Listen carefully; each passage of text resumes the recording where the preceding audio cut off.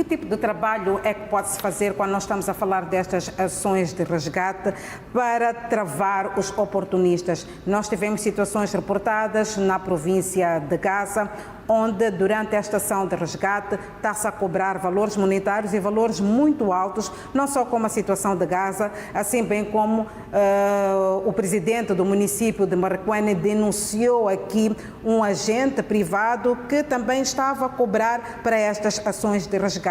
Como é que o governo deve proceder? Nós sabemos que no terreno está o Instituto Nacional de Gestão de Risco de Desastres, as autoridades também lá estão, mas estas situações ainda prevalecem.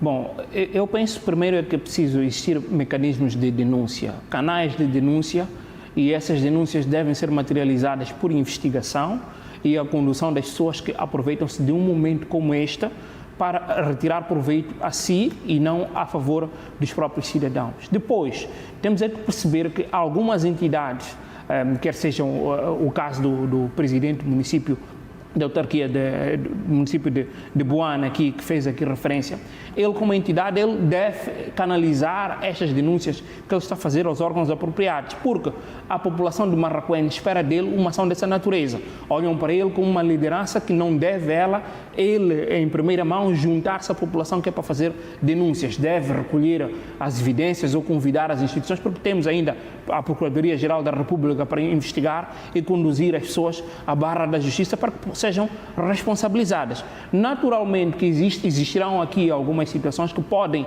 fugir ao controlo, por exemplo, de um presidente de uma autarquia ou presidente de um município, aí nós entenderemos, mas é importante que as instituições de investigação possam ser chamadas a atuar, porque é importante, porque existe aqui a independência dos órgãos, ou pensamos nós que essa independência existe. Isto obriga o quê? Que a polícia esteja a fazer o seu trabalho, que a Procuradoria-Geral esteja a fazer o seu trabalho, as instituições que são responsáveis por coordenar aqui as ajudas também estejam a fazer o seu trabalho. E se todas essas instituições estiverem efetivamente a fazer o seu trabalho, situações desta natureza poderão ser reduzidas. Naturalmente que é preciso criar canais de denúncia, transparência, proteção dos denunciantes. Isto é que é importante.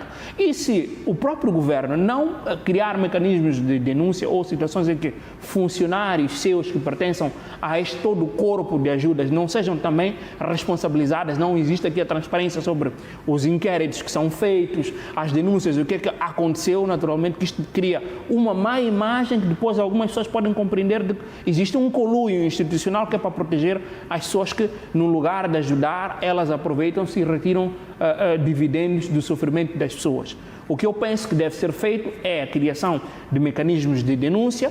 Estes mecanismos de denúncia devem prever a proteção dos denunciantes, deve haver transparência sobre o que foi feito das denúncias, quais foram os resultados e o que conduziu. E mais importante é que esta informação deve ser feita com responsabilidade.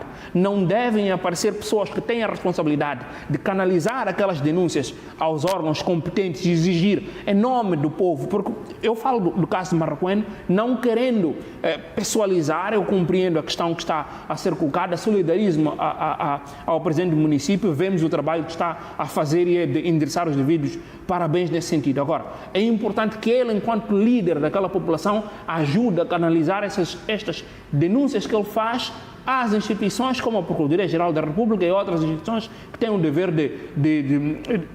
de fazer respeitar ou cumprir a lei. E depois ele, enquanto líder, possa ir atrás da resolução disso e devolva o feedback ou a informação do que foi feito à sua própria população. De contrário, passa a ser uma denúncia que é feita como qualquer um cidadão, e ele não é um cidadão qualquer. Então, é nessa perspectiva que se deve atuar. Mecanismos de denúncia, canais de proteção dos denunciantes, feedback contínuo à população do que foi feito sobre as denúncias e não a criação de relatórios que depois o povo ou a população nem sequer sabe o que resultou.